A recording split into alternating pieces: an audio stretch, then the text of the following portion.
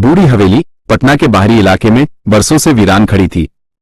स्थानीय लोग कहते थे कि वहां भूत प्रेत का साया है और सूरज ढलने के बाद उस तरफ कोई भटकने की हिम्मत नहीं करता था। लेकिन रिया, एक युवा और उत्साही पुरातत्वविद, इन अफवाहों पर विश्वास नहीं करती थी। उसे हवेली के इतिहास में दबी हुई कहानियों को खोजने की तीव्र इच्छा थी। एक धुंधली शाम रिया अकेले हवेली में दाखिल हुई। दरवाजा चरमराया, मानो किसी अदृश्य शक्ति ने उसे अंदर खींचा हो। अंदर घुप्पर अंधेरा था, जिसे रिया ने अपनी टॉर्च की रोशनी से चीरने की कोशिश की। धूल और मकड़ी के जालों की मोटी परत हर चीज पर जमी हुई थी। धीरे धीरे रिया एक कमरे से दूसरे कमरे में घूमने लगी। दीवारों पर पुरानी तस्वीरें टंगी थी, जिनमें हवेली के पूर्व निवासियों के उदास चेहरे दिख रहे थे। एक अजीब सी ठंडक हर जगह महसूस हो रही थी, जबकि बाहर मौसम बिल्कुल सामान्य था। अचानक रिया को एक बंद कमरा दिखाई दिया।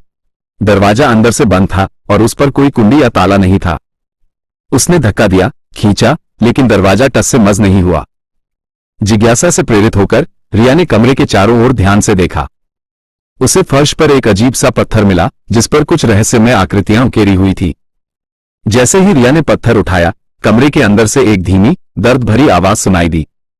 आवाज इतनी धीमी थी कि मुश्किल से सुनाई दे रही थी, लेकिन उसमें एक गहरी पीड़ा छिपी हुई थी।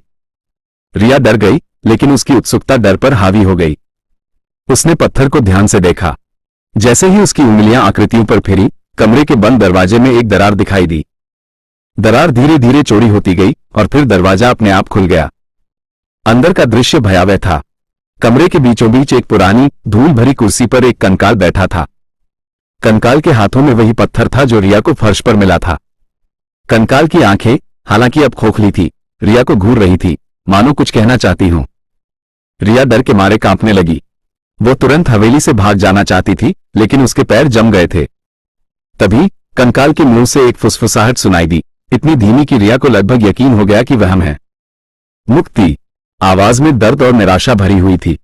रिया को अचानक एहसास हुआ, ये कंकाल हवेली के किसी पूर्व निवासी का था, जिसकी आत्मा शायद इस पत्थर से बंधी हुई थी। पत्थर को उठाने से वह बंधन कमजोर हो गया था।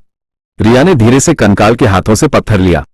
जैसे ही उसने पत्थर को उठाया, कमरे में एक तेज रोशनी फैली और फिर सब शांत हो गया। कंकाल की कुर्सी खाली थी। बाहर सूरज की पहली किरणें आसमान को रंग रही थी। रिया हांफती हुई हवेली से बाहर निकली, पत्थर को अपनी मुट्ठी में कसकर पकड़े हुए। उसे नहीं पता था कि उसने क्या देखा था, लेकिन वह जानती थी कि उस हवेली में दबी हुई कहानी अब हमेशा के लिए बदल गई थी। और वो पत्थर उसकी खोज का रहस्यमय प्रतीक बनकर हमेशा उसके साथ रहेगा।